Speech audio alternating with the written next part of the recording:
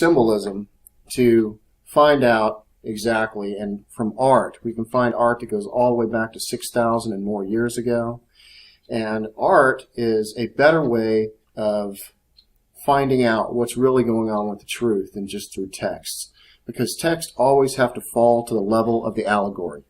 Art does not. And art is the way that source communicates to people directly in a much better fashion.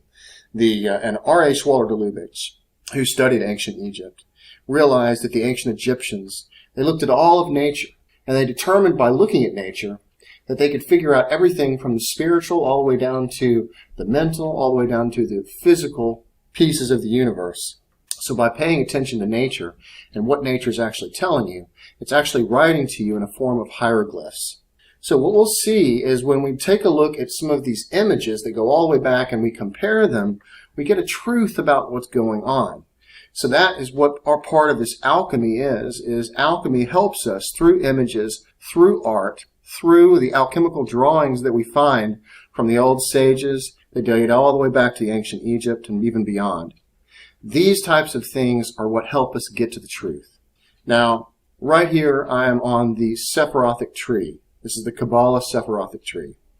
And what we have here is it says the Sephirothic tree is sometimes depicted as a human body, thus more definitely establishing the true identity of the first or heavenly man, Adam Kadmon. The first man, Adam Kadmon, the idea of the universe. The 10 divine globes, Sephiroth, are then considered as analogous to the 10 sacred members of the organs of the protogonist. Protogonist means the firstborn of the infinite. According to the following arrangement, Kether is the crown of the prototypic head and perhaps refers to the pineal gland. So when we place the human body on top of the tree of life, Kether, which is the pineal gland, that's in the head. Hokmah and Bina are the right and left hemispheres, respectively, of the great brain. Well, what is the great brain? Well, the ancients believed that we had 7 planets that went in order, from the Earth to the Moon, to Mercury, to Venus, to the Sun, to Mars, to Jupiter, to Saturn, which is the first one in the Trinity, and in the Zohar it defines Saturn as a star. But the Trinity extended all the way down to Saturn. Above Saturn we had the fixed stars, and above the fixed stars we had the great brain, and that refers to Kether. The Kether, the great brain, refers to the nebula.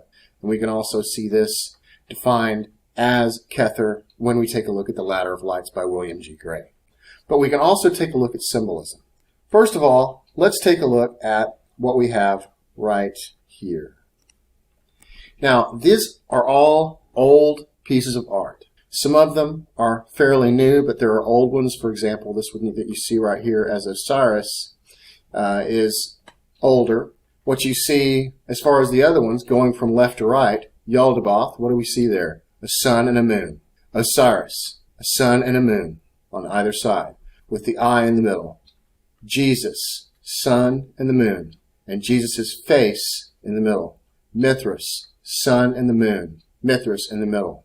Then we have Yahweh, or God, or whatever you want to call him, and that is in the middle. That is actually the Adam Kadmon.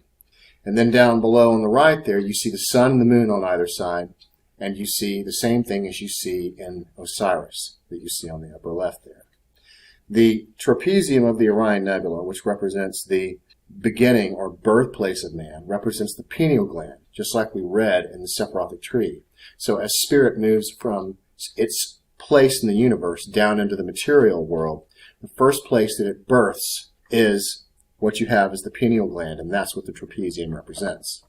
Let's take a look at the next image here. The next image here, we'll just take a look at some of these. We've seen Yaldabaoth. Let's take a look at that one first. There's an image of Yaldabaoth. The sun and the moon on either side, representing the Orion Nebula. Placed a throne fort in the middle of the cloud. Now let's take a look at another one. Here's an old 6,000-year-old tablet.